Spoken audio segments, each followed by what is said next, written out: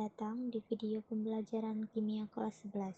Sebelumnya, izin memperkenalkan diri, saya Regina Olivia dengan NPM 23130230034 dari kelas 5B. Pada pertemuan kali ini, kita akan membahas teori asam dan basa. Berdasarkan gambar di atas, pernahkah kamu merasakan asamnya jeruk dan licinnya sabun? Kedua hal itu berkaitan dengan konsep asam dan basa dalam kimia. Apa sih asam dan basa itu? Secara sederhana, asam adalah zat yang dapat melepaskan ion hidrogen atau H+, karena larut dalam air. Sedangkan basa adalah zat yang dapat melepaskan ion hidroksida atau OH- ketika larut dalam air. Dalam kehidupan sehari-hari, ada beberapa contoh asam dan basa. Untuk asam itu adalah cuka dan jeruk, dan untuk basa ada soda kue dan deterjen. Setelah mengenali beberapa contoh dari asam dan basa, sekarang kita akan mengenal sifat dari asam dan basa. Sifat asam yang umumnya memiliki pH kurang dari 7 dan menghasilkan ion H+ ketika dilarutkan dalam air. Asam kuat seperti HCl terion penuh, sedangkan asam lemah seperti asam asetat hanya terion sebagian. Asam memiliki kemampuan mengubah lakmus biru menjadi lakmus merah.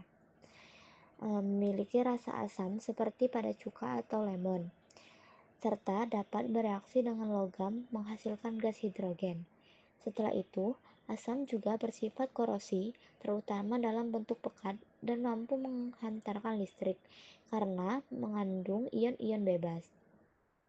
Mereka juga bereaksi dengan basa dalam reaksi netralisasi untuk menghasilkan garam dan air. Sedangkan basa memiliki sifat yang berlawanan, yaitu memiliki pH lebih dari 7 dan menghasilkan ion OH- di dalam larutan. Basa kuat seperti NaOH dan KOH terionisasi penuh, sedangkan basa lemah seperti amonia hanya sedikit menghasilkan ion OH-. Basa dapat mengubah lakmus merah menjadi biru, memiliki rasa pahit, dan terasa licin saat disentuh, karena reaksi dengan minyak pada kulit. Basa kuat bersifat kaustik dan dapat menyebabkan instansi atau kerusakan jaringan. Sama seperti asam, larutan basa juga dapat menghantarkan listrik karena adanya ion-ion bermuatan. Basa akan bereaksi dengan asam dalam proses netralisasi yang menghasilkan garam dan air. Dengan memahami sifat-sifat spesifik ini, konsep asam dan basa menjadi lebih mudah dikenali banyak secara teori maupun dalam kehidupan sehari-hari. Bagaimana kita tahu larutan itu bersifat asam atau basa? Indikator asam basa adalah zat yang bisa menunjukkan apakah suatu larutan bersifat asam, basa, atau netral. Indikator asam basa ini dibedakan menjadi dua, yaitu indikator alami dan indikator buatan. Contoh dari indikator buatan yang sering digunakan yakni kertas lakmus dan indikator universal. Salah satu contoh larutan indikator yaitu indikator PP yang akan berubah warna merah muda ketika dalam larutan basa dan tak berwarna dalam larutan asam. Sementara indikator alami biasanya berasal dari bahan-bahan alami seperti kunyit, kol ungu, dan bunga sepatu. Selanjutnya, terdapat 3 teori yang membahas asam basa. Yang pertama itu ada Arrhenius. Teori asam basa Arrhenius adalah teori yang paling dasar yang menjelaskan perilaku asam basa dalam larutan air. Menurut Arrhenius, asam adalah zat yang ketika dilarutkan dalam air akan menghasilkan ion hidrogen, sehingga larutan menjadi bersifat asam. Contohnya, HCl dalam air terurai menjadi H+ dan Cl-. Sementara itu, basa menurut Arrhenius adalah zat yang melepaskan ion hidroksida atau OH- ketika dilarutkan dalam air, seperti NaOH yang terion menjadi Na+ dan OH-. Reaksi antara asam dan basa menurut teori ini disebut reaksi netralisasi, yaitu proses di mana ion H+ dari asam bereaksi dengan ion OH- dari basa yang akan menghasilkan air dan garam. Misalnya, reaksi HCl dengan NaOH membentuk NaCl dan H2O. Meskipun teori Arrhenius sederhana dan mudah dipahami, Teori ini memiliki keterbatasan karena hanya berlaku pada larutan berair dan tidak mampu menjelaskan basa yang tidak mengandung ion OH-. Misalnya amonia atau NH3. Namun demikian, teori Arrhenius tetap menjadi pijakan awal yang memahami konsep asam basa dalam kimia. Yang kedua, ada teori asam basa Bronsted-Lowry. Menurut Bronsted-Lowry, pengembangan dari teori Arrhenius yang lebih luas cakupannya. Menurut teori ini, asam adalah zat yang memberikan atau mendonor proton atau ion H+, sedangkan basa adalah zat yang menerima atau akseptor proton. Dengan kata lain, reaksi asam basa tidak terbatas pada larutan air, tetapi dapat terjadi di pelarut lain, bahkan tanpa pelarut. Contohnya pada reaksi antara asam asetat dan amonia. Dapat dijelaskan sebagai proses transfer proton.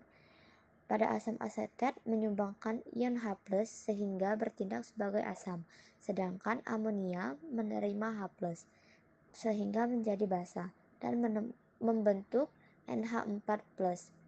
Teori Bronsted-Lowry ini juga memperkenalkan konsep pasangan asam basa konjugasi, yaitu dua spesies yang berbeda hanya pada satu proton. Misalnya, HCl dan Cl- merupakan pasangan asam basa konjugasi. Demikian pula dengan NH4+ dan NH3. Keunggulan dari teori Bronsted-Lowry ini ialah kemampuannya menjelaskan lebih banyak reaksi asam basa, termasuk reaksi yang tidak dapat dijelaskan dengan teori Arrhenius, sehingga teori ini menjadi dasar penting dalam kimia modern. Yang ketiga, itu ada teori asam basa Lewis. Adalah teori yang menjelaskan asam basa berdasarkan perpindahan pasangan elektron, bukan perpindahan proton seperti dalam teori Bronsted-Lowry.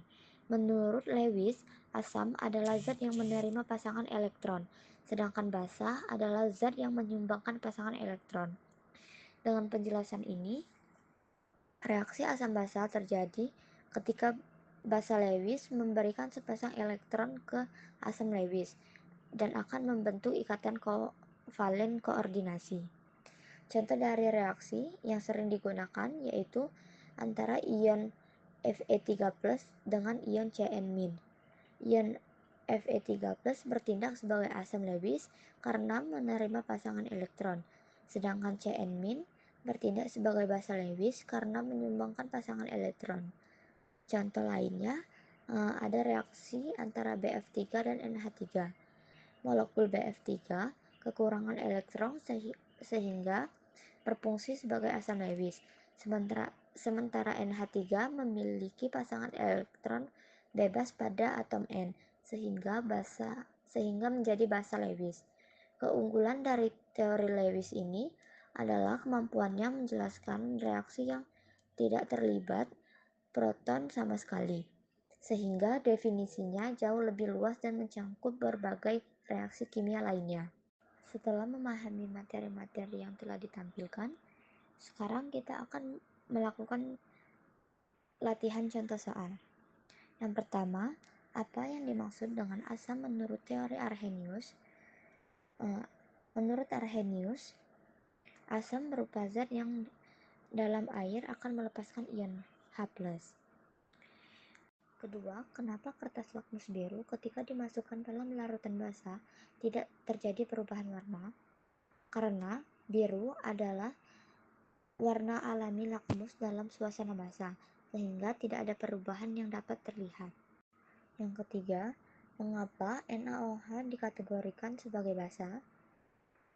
NaOH dikategorikan sebagai basa menurut teori Arrhenius karena ketika dilarutkan dalam air, ia akan terionisasi sempurna menjadi ion natrium atau Na+, dan ion hidroksida atau OH-.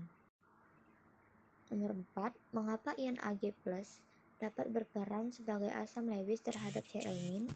Karena ion Ag+ memiliki muatan positif dan kekurangan pasangan elektron bebas, sehingga dapat menerima sepasang elektron.